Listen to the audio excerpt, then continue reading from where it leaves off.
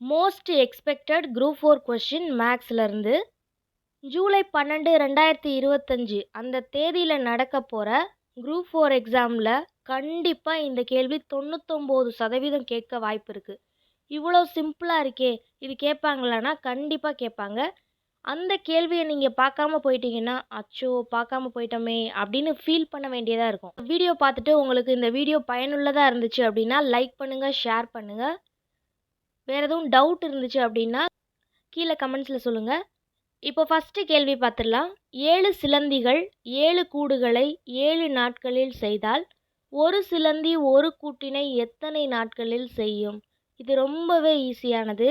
7 சிலந்தி இருக்குது, 7 கூடு 7 நாளில் கட்டுது. அப்போது ஒரு சிலந்தி ஒரு கூட்டினை எத்தனை நாளில் கட்டுன்னு கேட்குறாங்க. இது ரொம்பவே ஈஸியாக 1 செகண்டில் ஆன்சர் பண்ணிடலாம், யோசிக்கவே தேவையில்லை. இப்போ பாருங்கள், எந்த நம்பர் அதிகமாக வந்திருக்கு? 7 தானே அதிகமாக வந்திருக்கு. 7 3 தடவை வந்திருக்கு, 1 2 தடவை வந்திருக்கு.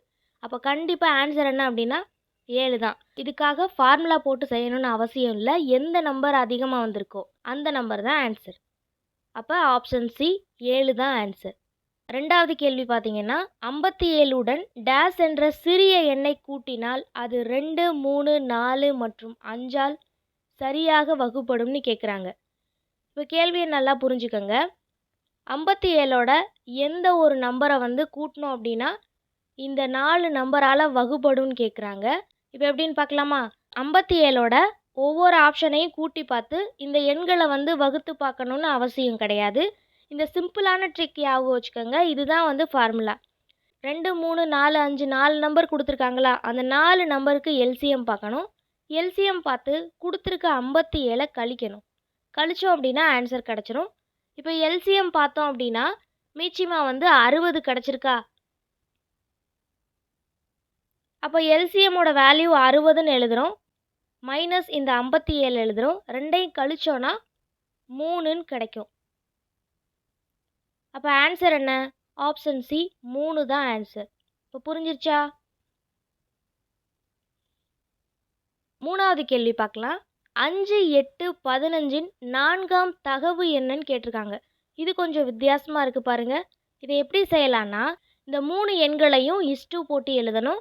அதுக்கு முன்னாடி கேள்வியில் என்ன கொடுத்துருக்காங்கன்னு பார்க்கலாம். 4ஆவது தகவு தான் கேட்டிருக்காங்க. அப்போ 4ஆம் தகவு நமக்கு தெரியாது, அதனால நம்ம 4ஆம் தகவுக்கு பதிலாக எக்ஸு போட்டிருக்கோம். கோடி உறுப்புகளின் பெருக்கற்பலனும் நடு உறுப்புகளின் பெருக்கற்பலனும் சமம்னு ஒரு ஃபார்முலா இருக்குது. இந்த பக்கமும் இந்த பக்கமும் இருக்கிற 2 எண்களை பெருக்கிற மாதிரி எடுத்து எழுதியாச்சு. சமம்னு சொன்னதுனால ஈக்குவல் டு 8ஐயும் 15ஐயும் இன்ட்டு போட்டு எழுதியிருக்கோம் நடு உறுப்புனால. 5 இன்ட்டு எக்ஸு 5xன்னு கிடைக்கும். 8ஐயும் 15ஐயும் பெருக்கணும் அப்படின்னா 120ன்னு கிடைக்கும். எக்ஸை அப்படியே வச்சுக்கிறணும், 120 அப்படியே எழுதியிருக்கோம். இந்த 5ங்கிறது ஈக்குவல்ட்டுக்கு அந்த பக்கம் போகும்போது இந்த சைடு பெருக்கலாக இருக்குது, வகுத்தலாக மாறிடும். ஓரஞ்சு 5, ஈரஞ்சு 10, மீதி 2 இருக்குமா? 4 5 20. அப்போ 24ன்னு கிடச்சிருக்கா? அப்போ ஆப்ஷன் பி 24 தான் ஆன்சர். நாலாவது கேள்வி பார்க்கலாம். முதல் 15 இரட்டை எண்களின் சராசரி காண்கன்னு கேட்டிருக்காங்களா? முதல் 15 எண்கள்னால் எவ்வளோ பெரிய ஃபார்முலா இருக்குமோ, இல்லை ஒவ்வொரு நம்பராக நம்ம எழுதி பார்க்கணுமோ சராசரி கண்டுபிடிக்க அப்படின்னு அவசியமே கிடையாது. நீங்கள் 15 இரட்டை எண்களை எழுதி சராசரி கண்டுபிடிக்கணும்னு அவசியமே கிடையாது. இதோட ஃபார்முலா ஷார்ட்டாக இருக்குது பாருங்கள், n+1 இதுதான் ஃபார்முலா.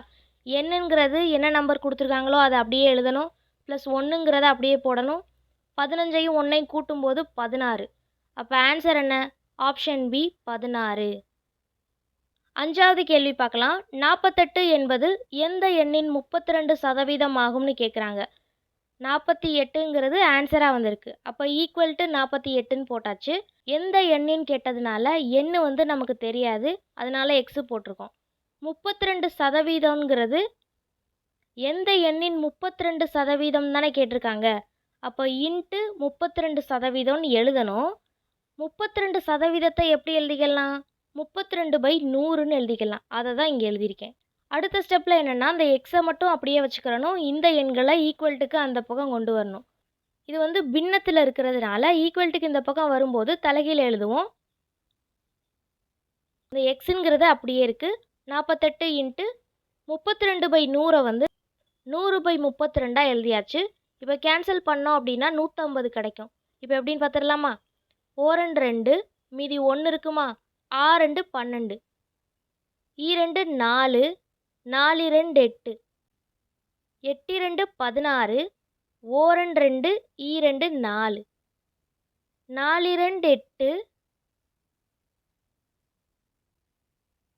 6 2 12 2 4 3 2 6 1 2 2 10 இந்த 0வை அப்படியே போட்டுடலாம். இப்போ என்னென்ன மீதி இருக்குது? 3 50 மட்டும்தான் இருக்குது. அப்போ 3 50 பெருக்கும்போது 3 5 15 இந்த 0வை அப்படியே போட்டுடலாம். அப்போ 150 தான் ஆன்சர். ஆப்ஷன் பியில் இருக்குது பாருங்கள். Option B 150. இந்த வீடியோவில் டவுட் எதுவும் இருந்துச்சு அப்படின்னா கமெண்டில் சொல்லுங்கள். நெக்ஸ்ட் வீடியோவில் பார்க்கலாம். தேங்க்ஸ் ஃபார் வாட்சிங்.